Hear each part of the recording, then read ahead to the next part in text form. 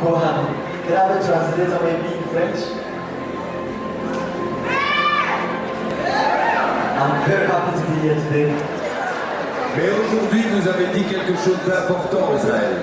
ariko uyu munsi mwavuze ikintu cy'ingenzi cyane Israel. Ce que vous avez dit, c'est qu'à Bruxelles, vous vous sentiez chez vous.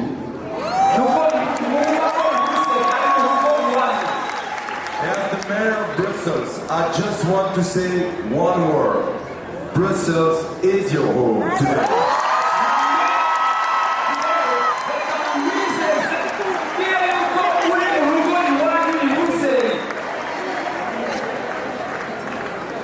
A good concert. We are there to earn your music. Thank you to my people. It's so enjoy to hear you. Thank you for that.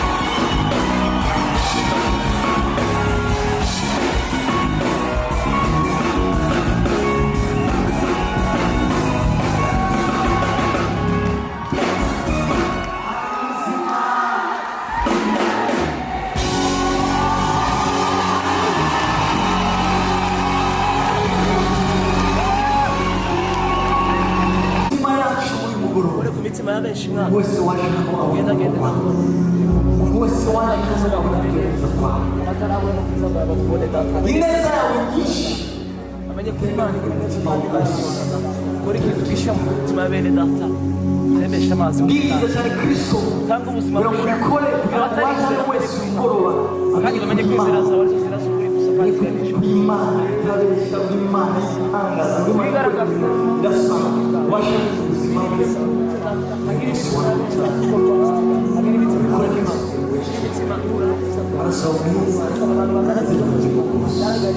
abo data bakine muri Imana ubuzima bwabo